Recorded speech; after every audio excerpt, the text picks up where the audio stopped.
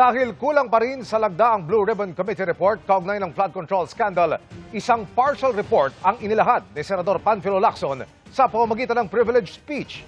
Ilang mambabatas ang dapat umanong managot. Nakatutok live si Ian Cruz. Ian.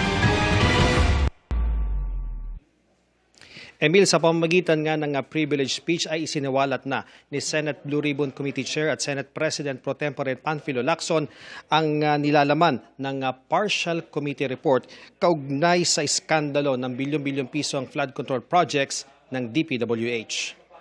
To stand before you on a matter of personal... Sa isang privilege speech, sinabi ni Senate Blue Ribbon Committee Chair Ping Lacson na matapos iikot ng 3 buwan ang partial committee report kaugnay sa iskandalo sa flood control projects, 7 senador lang ang nakapirma dito, kulang ng 2 sa kinakailangang 9 na pirma para maipresenta ito sa plenaryo ng Senado.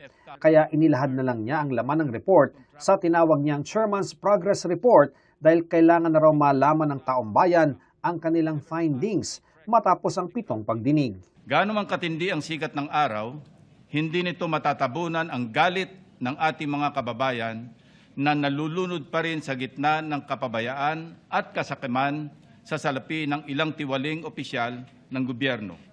10 ng kanilang mga kasapakat na kontratista dulot ng flood control scam. 11 kaso ang nirekomenda para sa preliminary investigation para sa kasong plunder, graft, malversation, direct bribery, money laundering at iba pa. Hindi binanggit ni Lacson ang mga pangalan ng mga sangkot pero naka-flash sa slides ang pangalan ni Senators Chis Escudero, Jingo Estrada at Joel Villanueva, gayon din si dating House Speaker Martin Romualdez. Our recommendations are, by design, recommendatory and conditioned on independent investigation. Kung mali ang aligasyon, the process clears them. Kung totoo, the process convicts.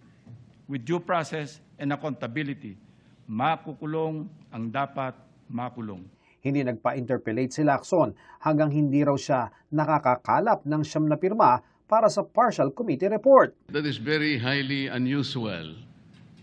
Why would Senator Lacson make a precondition? It is the prerogative of any member of the Senate to yield or not yield. Senator Miriam Defensor Santiago, every time she delivers a privilege speech, does not entertain any interpellation.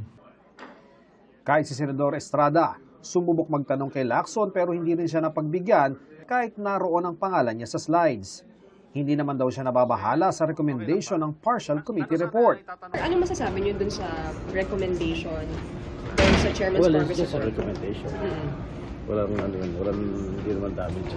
You're not bothered by it? I'm not bothered by it. Tsaka naglabas na ng statement ang LVRMO na wala akong sinasabi ni Bryce Hernandez nung nag-hearing sa House na kuro ay nag-insert ng 355 million. Kasi sinabi naman dito na wala naman talaga insertion. Pero talagang makapaniralan sila. Hindi rin daw iniinda ni Senador Villanueva ang pagkakasama ng pangalan niya sa inilahad na report ni Lacson.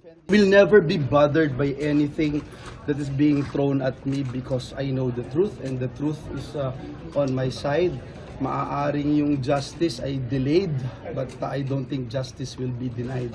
Until now, we are submitting ourselves doon sa proseso. Mabigat, mahirap, but I will not allow anyone to put me in a position as their punching bag. Hinihingan pa namin ng reaksyon si Senador Escudero at Congressman Romualdez. Emil, dahil na isa publiko na ang nilalaman ng partial committee report, maituturing na itong public record at karaniwan ay maaari nang ibahagi sa anumang ahensya ng gobyerno na nag-iimbestiga sa anomalya sa flood control project. Balik sa iyo, Emil. Maraming salamat, Ian Cruz.